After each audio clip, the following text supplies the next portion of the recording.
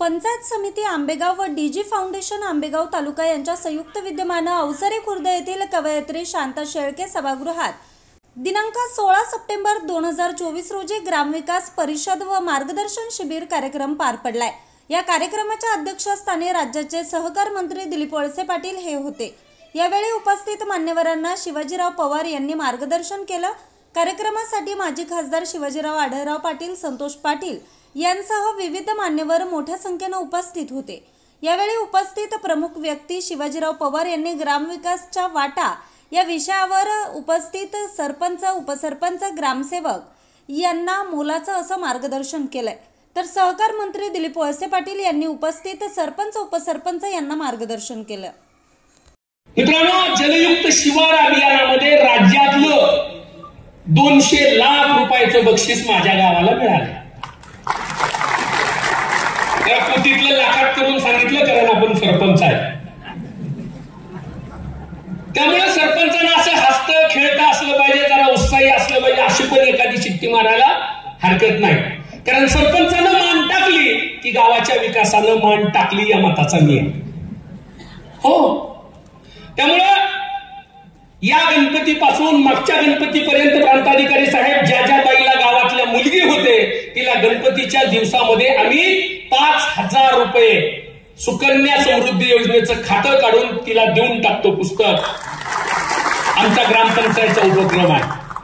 गावामध्ये निराधार 26 आजी आजोबा होते की ज्यांना सांभाळायला कुणी नव्हतं, सुनेबरोबर पटत नव्हतं, मुलगा पुण्या मुंबईला होता आणि मी त्या गावचा जर आदर्श सरपंच असेल आणि माझ्या गावातली माणसं भुकी म्हणत असतील तर काय करायचं, माझ्या सरपंच पदाला आम्ही गावातल्या 26 आजी आजोबांची 2 वेळची गरम जेवणाची सोय केली।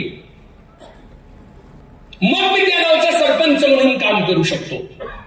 मित्रांनो, स्मार्ट ग्रामचं 10 लाख रुपयाचं बक्षीस आम्हाला मिळालं।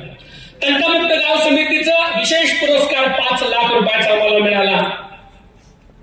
आम्ही गावामध्ये एखाद्या बाईला मुलगी झाली तर लगेच ग्रामपंचायतच्या वतीनं तिचं व्हिडिओदाई आणि खाना नारळानं ओटी भरून तिचं स्त्री जन्माचं स्वागत गावात करतो आणि त्या बाईला जन्मभर वाटायला लागतं की सरपंचानं मी दिवसभराच्या ग्रामपंचायत मार्गदर्शनामध्ये मी जर तुम्हाला काही गोष्टी सांगितल्या तर इथून पुढे 25 वर्ष तुम्हीच सरपंच आहात। आम्ही तळेगावला साहेब ह्या सगळ्यांना ट्रेनिंगला बोलवत असतो आणि मग ती तळेगावचा किस्सा मी महाराष्ट्रभर सांगतो। सरपंचाचं प्रशिक्षण तळेगाव आणि बारामतीला सभापती साहेब तुमच्या जिल्ह्यातलं होतं। किती सरपंचाचं सरपंच प्रशिक्षण झालंय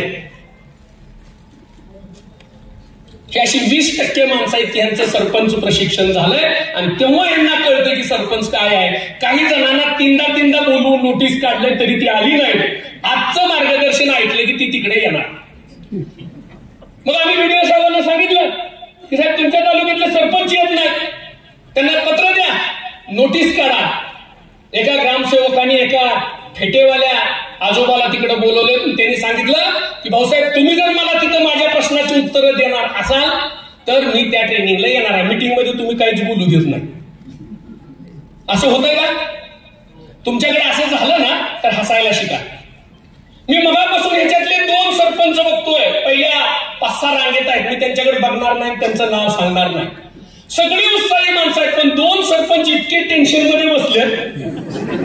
आता काय त्याच्याकडे बघितलं मलाच टेन्शन यायला लागलं मगापासून। ते आजोबा आले, ट्रेनिंग झालं, त्यांच्या प्रश्नाचं उत्तर काही त्यांना मिळालं नाही आणि ते मला म्हणले साहेब ग्रामसेवकचं काम होतं हितवर आणून सोडायचं, ते सोडले, निघून गेले, तुमची जबाबदारी आहे म्हणले।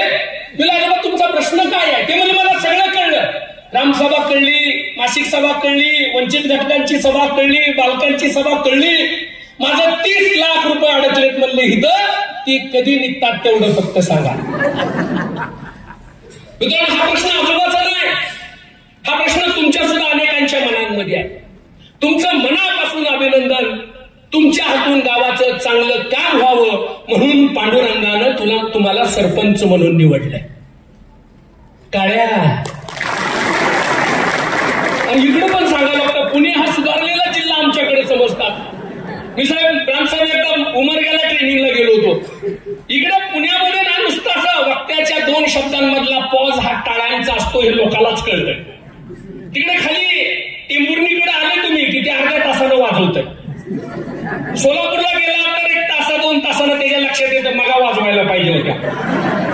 मी उमरग्याला ट्रेनिंगला गेलो होतो आणि तिथं 2-4 सरपंच 2-4 ग्रामसेवक 3 दिवसाचं ट्रेनिंग होतं. दुसरा दिवस साहेब चालू झाला, अजून सभागृह सुरू पण झालं नव्हतं तर एक सरपंच असं जोर जोरात हसायला लागले. मी म्हणलं कुणाच्या गोळ्या वगैरे विसरतात, असं काय यांचं झालंय का, अजून चालूच झालं तर हे कसं काय हसायला लागलं. म्हणलं सरपंच तुम्ही काल दिवसभर हसले नाही, आता कसं काय हसायला लागले.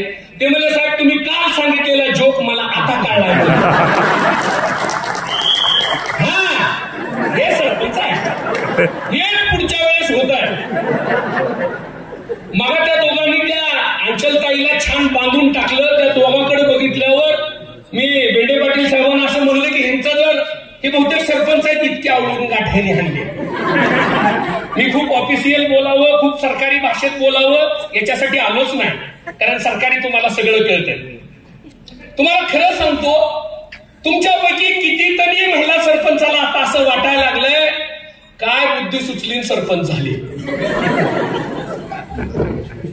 पण परमेश्वरानं असं सांगितलंय की गावात काही सगळे मिली होती का विरोधी पार्टीतली तुम्हाला सरपंच केलं.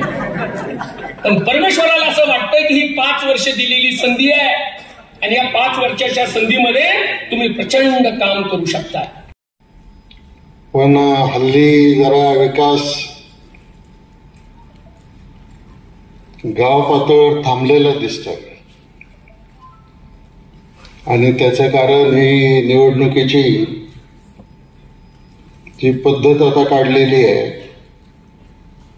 की या मळ्याला 6 महिने, त्या मळ्याला 6 महिने, या मळ्याला 3 महिने आणि मग त्या 6 महिन्यांनी त्या सरपंचांनी राजीनामा द्यायचा आणि दुसऱ्याने द्यायचं, त्यांनी 6 महिन्यांनी राजीनामा द्यायचा. मग 5 वर्षात 5 सरपंच आणि 5 उपसरपंच. आता जो 6 महिन्यासाठी सरपंच होईल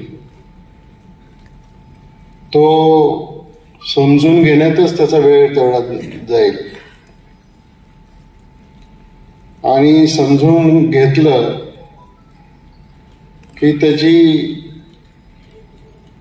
सीटवरून खाली उतरायची वेळ होईल आणि पुढचा लगेच येईल, गाव ठरवेल की तुम्ही आता थांबवा. कधी कधी आता आम्ही सरकारच्या लेवलला पण चुका करतो. आता ही जी थेट लोकांच्या मधून सरपंचाची निवड काढलेली की केल्याचा कायदा केलाय, त्याच्यामध्ये आता जरा धनाढ्य मंडळी किंवा ज्यांच्याकडे पैसे आहेत असे लोक आता पैशाचा वापर करून गावाची ही पदं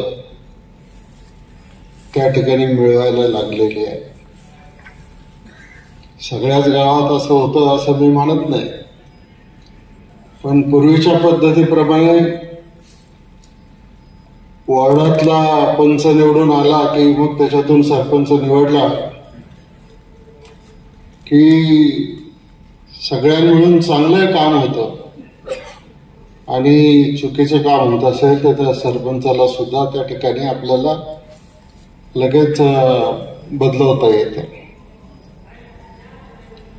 आणि म्हणून जर आपण असा प्रयत्न केला, मला माहिती आहे तुमच्यातल्या काही लोकांना आवडणार नाही कदाचित, पण गावाचा विकास करायचा असेल तर सरपंच किंवा सोसायटीचा चेअरमन हा 5 वर्षासाठीच असला पाहिजे.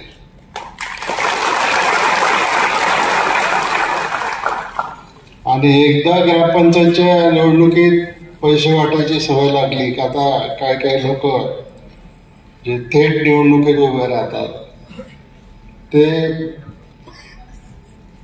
काही गावांमध्ये, सगळ्यांना मिळत नाही, तर पैसे व्यक्तीला किंवा घरटी जाऊन पैशाचं पाकिट देऊन त्या ठिकाणी मतं खरेदी करतात.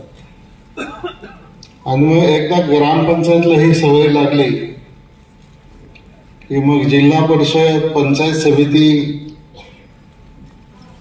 विधानसभा, लोकसभा या सगळ्या निवडणुकीमध्ये लोकही अपेक्षा करतात आणि उमेदवारालाही त्याचा झटका बसतो. आणि मग एकदा वाटलेले पैसे जर तो असेल चांगला बिझनेसमॅन वगैरे कुठे, तर गोष्ट वेगळी आहे. पण मुंबईला रिटायर होऊन एखादा माणूस ग्रॅच्युटी घेऊन आला 12-15 लाखाची, आणि गावात त्याला इच्छा झाली आपल्याला सरपंच व्हायचं आहे, आणि त्याने गावामध्ये खर्च करून जर सरपंच झाला तर ती वेगळी गोष्ट आहे.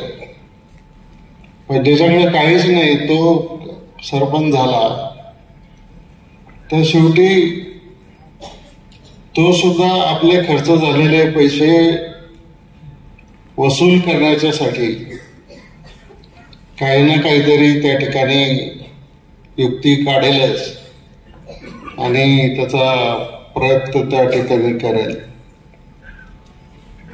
तर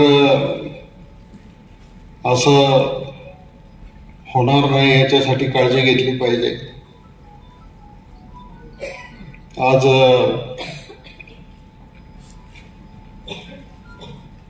या ठिकाणी महिला मोठ्या संख्येने आलेल्या आहेत. एक पीडित म्हणून आहे जी फक्त जनव्यंग आहे अशा लोकांच्यासाठी, आणि एक ज्येष्ठ वडीलधाऱ्या लोकांच्यासाठी. मग त्या कोणाला काठी, कोणाला चष्मा, कोणाला आणखीन काय असा कॅम्प आपण घेतला होता. आणि केंद्र सरकारची योजना आहे, महाराष्ट्र सरकारची पण आहे, पण केंद्र सरकारची योजना ही आपण आपल्या तालुक्यात राबवायची ठरवली. पूर्वाने पुढाकार घेतला आणि जवळजवळ 30,000 लोकांची तपासणी आपण त्या ठिकाणी केली. आणि गेले 2 वर्ष आपण त्याच्यासाठी केंद्र सरकारकडे प्रयत्न करत होतो की याच्यामध्ये आम्हाला हे जे द्यायचं जे त्यांना उपकरणं द्यायचे आहेत किंवा आणखीन काय द्यायचे आहे, तर त्याच्यासाठी सुद्धा आपण तपासणी केली होती. आणि 2-2.5 हजार लोक त्याच्यामध्ये आपल्या तालुक्यामध्ये अस्थिव्यंग लोक निघालेले होते. आता लवकर काय ते मिळेना, पण आता आनंदाची बातमी तुम्हाला अजून एकदा सगळ्यांना यावं लागेल की आता आपण जे 2,500 लोकांना तपासलं होतं आणि ज्यांना केंद्र सरकारने पात्र ठरवलेलं आहे, त्या 2,500 लोकांचं सगळं साहित्य आता आपल्या तालुक्यात पोहोच झालेलं आहे. आणि एक कार्यक्रम घेऊन मग कोणाला चाकाची सायकल पाहिजे, कोणाला आणखीन काय पाहिजे, कोणाला काय पाहिजे, ते आपण नाही ठरवणार. ते तुमची जेव्हा तपासणी झाली त्यावेळेला तुमचं नाव घालून त्याच्यामध्ये सगळ्या गोष्टी आल्या आणि नंतर त्याच्यामध्ये केंद्र सरकारकडे गेल्यानंतर केंद्राकडून ते आता सगळं मंजूर होऊन आलंय. आता सध्या सगळं शिवनेरी मंगल कार्यालय त्याच साहित्याने भरलेलं आहे. आणि शिवगिरीच म्हटलं, काय म्हटलं मी, देवगिरी म्हटलं. शिवगिरी मंगल कार्यालय हे पूर्ण भरलेलं आहे. अजून गाड्या येतात, ट्रकमध्ये सामान येतं, ते सगळं आता पुढच्या आठवड्यात कधीतरी ते साहित्याचं वाटप तुम्ही करा. फक्त एकच गोष्ट लक्षात ठेवा, या 2 अलग अलग योजना आहेत. एक ही व्यंग असलेल्या लोकांच्या, दिव्यांग लोकांच्यासाठी, आणि एक इतरांसाठी. तर वयश्री योजना त्याचं नाव. वयश्रीचं साहित्य अजून आलं नाही आणि फक्त